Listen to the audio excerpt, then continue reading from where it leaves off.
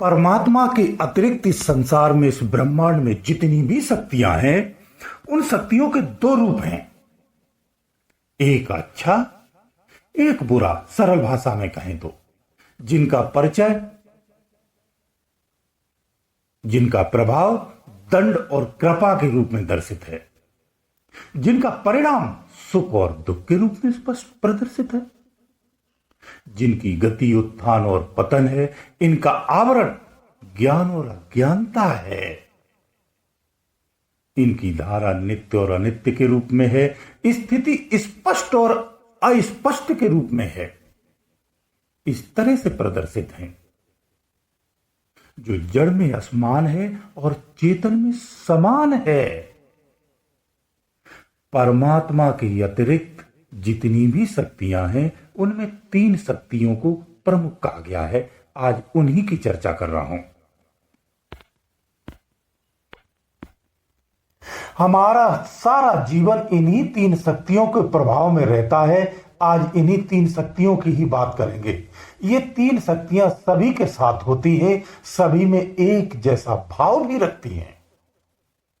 जो सुजान है अपना कल्याण कर लेता है, वहीं जो अज्ञानी है वो भटक करके अपना पतन कर लेता है, पतन का शिकार हो जाता है। ये तीन शक्तियां जड़ और चेतन दोनों रूपों में पाई जाती हैं, ये स्पष्ट है।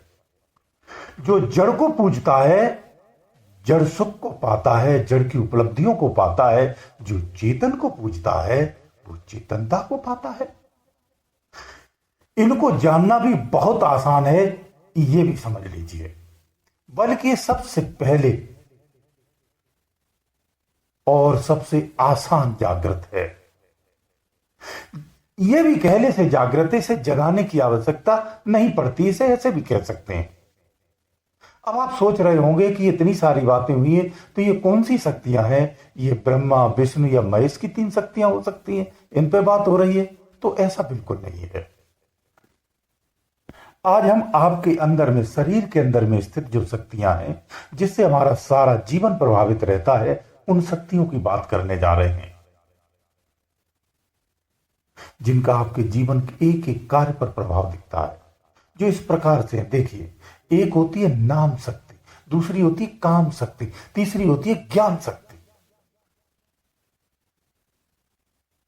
ये कैसे कार्य करती है, इन्हें समझने के लिए इसे ऐसे समझिए।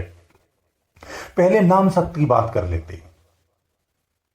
जीव गर्भ से बाहर आते ही नाम उच्चारण करता है, बच्चा रोता है ना, वो जिस नाम का उच्चारण करता है वो नाम गर्भ के अंदर में धुनात्मक गति में उसे सुनाई देता था। वो उसी में लय था, शून्यवत स्थिति में आनंद में खोया हुआ था। बाहर आते ही वो नाम उससे छूटने लगता है, छूट जाता है। उसे सब कुछ बदला हुआ सा महसूस दिखता है। अचानक से कुछ बदल जाता है, कुछ उसे समझ नहीं आता है। इधर प्रसव पीड़ा का दर्द, दूसरा अंतर में आनंद की दुनिया का छूटना, अचानक से छूटना, जिस कारण से वो जोर जोर से रोने लगता है। जीव तो आदि से है, वो बूढ़ा नहीं है, वो नया भी नहीं है, बच्चा भी नहीं है, अभी वो शरीर की धारणा में नहीं है, इसलिए रो रहा है। जब जन्म होता है तो वो शरीर छोटा है, लेकिन जीव शिशु की अवस्था में अभी नहीं है। रोने की खुद की आवाज को सुनकर के स्वयं के होने का आभास होता है, आभास करने लगता है। अब वो शरीर धारणा में आता है तो शिशु हो जाता है, उसका विवेक छूट जाता है, अपनी सूक्ष्म समाधि को भूल करके जीव होने के भूला में पड़ जाता है, पूरी तरह पुरानी दुनिया को भूल जाता है।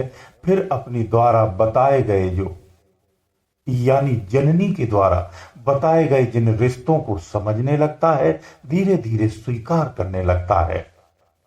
अब वो शरीर को स्वीकार करता है और शिशु रूप में ही अपने आप को जानने लगता है।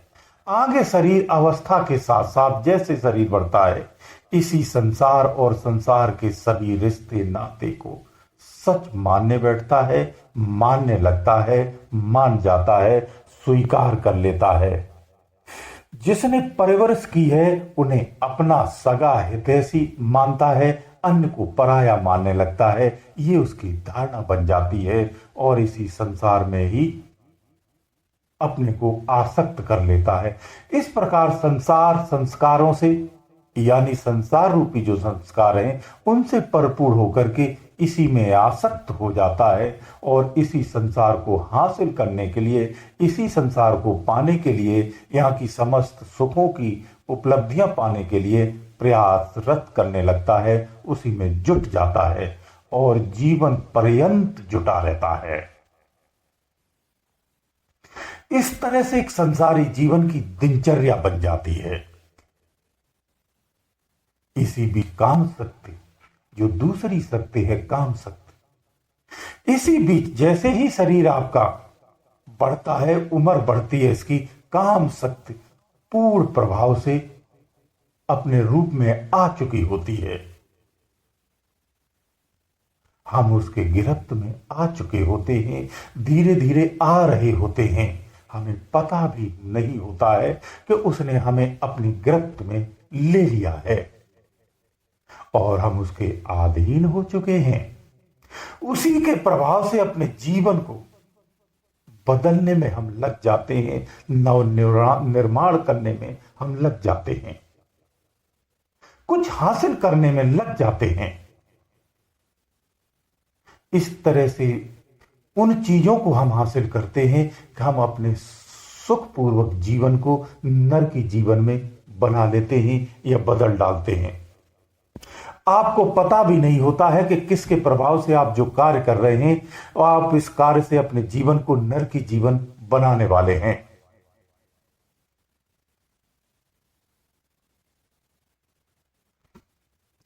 अब आप उस सत्य को पाने की लालसा में है कि ये सारा संसार हमारा हो जाए।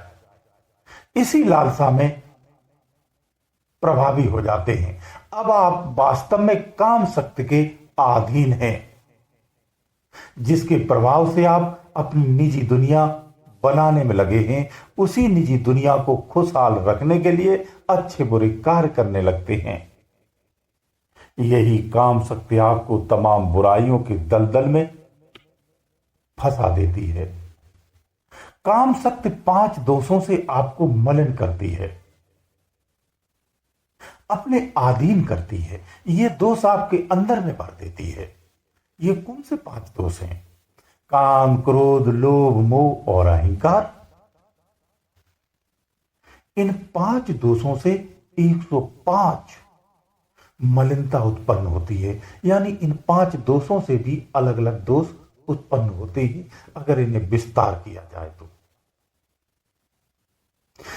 105 दोषों से उत्पन्न जो बुद्धि है ना, इस बुद्धि को पूरी तरह से मलिन कर देते हैं, जिससे ये 5 बल और भी उत्पन्न होते हैं, या यूं कहूं ये 5 दोष और भी उत्पन्न होते हैं। लालच 105 में ये इस तरह से भी कह सकते हैं, ये 5 जो है ना खास हैं। लालच, कपट, स्वार्थ, निर्दयता और नास्तिकता। इन सबसे भी 5 विकारों की उत्पत्ति होती है। इस प्रकार इसका विस्तार है। इन विकारों के विष से भरा व्यक्ति शरीर से मानव दिखता है, पर अंदर से विष का भरा प्याला जैसे ही होता है। उसके अंदर का इंसान मर चुका होता है। उसके अंदर में यही विकार भरे होते हुए, ये विषय भरे होते हैं, ये विष भरा होता है। वो इसी के प्रभाव में आ चुका होता है, इन्हीं विषयों में डूबा हुआ होता है, इन्हीं विषयों के रूप में रह करके उस मलिनता के अधीन हो चुका होता है और इस तरह से अपना नित्य क्षण पतन करता चला जाता है, नित्य क्षण गिरता चला जाता है। ऐसे में भटके को सही राह पर लाने के लिए फिर क्या ज्ञान की आवश्यकता होती है। ज्ञान ही ऐसी शक्ति है जो तीसरी शक्ति के रूप में विवरण कर रहा हूं। ये तीसरी शक्ति यानी ज्ञान शक्ति, यही उसे सतमार्ग पर ला सकती है। कोई दूसरा उपाय है नहीं। ज्ञान शक्ति भी दो रूपों में है, एक जड़ में एक चेतन में है। जो जड़ रूपी ज्ञान को प्राप्त करता है वो कर्म कांडों में फंसता है, जो चेतन ज्ञान को प्राप्त करता है वो कर्म कांडों से परे चला जाता है, कर्म कांडों के परिणामों से भी वंचित हो जाता है। ज्ञान उसके अंदर में क्या करता है? जब वो ज्ञान को धारण करता है, ज्ञान को स्वीकार करता है और चेतन ज्ञान को धारण करता है, चाहे वो जड़ को ही करे, लेकिन जड़ में भी सात्विकता के साथ अगर ज्ञान को धारण करता है तो वो चेतन ज्ञान को प्राप्त करता है। ज्ञान उसके अंदर के विवेक को जगा देता है। तीसरी सत्य ज्ञानी है जिसके जागृत होने पर नाम और काम जो रूपी जो दोनों शक्तियां हैं उनका क्षय हो जाता है। फिर ज्ञान रूपी प्रकाश, केवल ज्ञान रूपी प्रकाश ही रह जाता है, जिसे हम प्रकाश कहें या विवेक कहें। वो पूरी तरह से जागृत हो जाता है। विवेक जागने पर पता चलता है कि सच क्या है, झूठ क्या है, वास्तविकता क्या है। कितने कुमार मार्गों में हम जा चुके हैं, कितने कुकर्मों में हम फंस चुके हैं, कितना हम भटक चुके हैं, हमें कहां होना चाहिए। तब पता चलता है कि सत्य तो इन सब से बहुत भिन्न है। विवेकी पुरुष प्रपंचों से निकलने की कला से वाकिफ होता है, ये याद रखना। और विवेक ज्ञान से ही जागता है।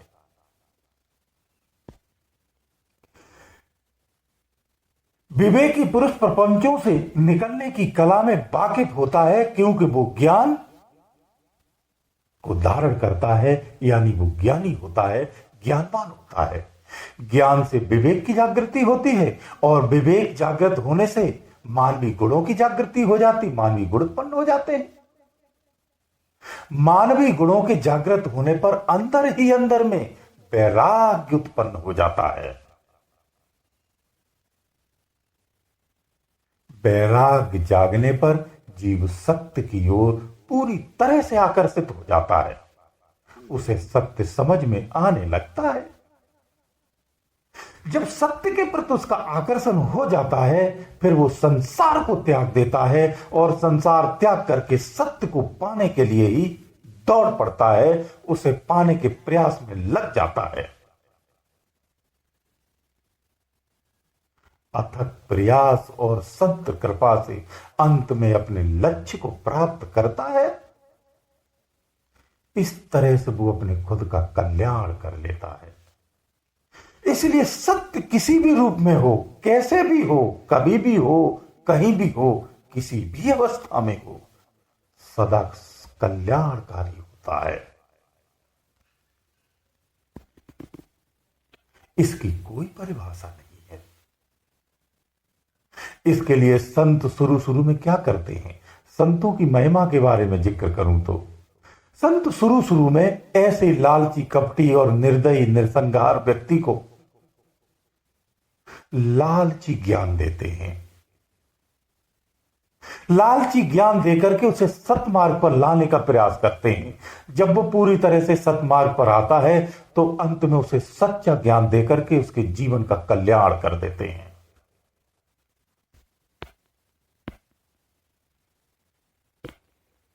ये संतों की महिमा है। यही सतगुरु करता है, यही संत कृपा कहते हैं। संत अपनी कृपा से ऐसे ही भटके का कल्याण करता है। गुरुदेव दयालु।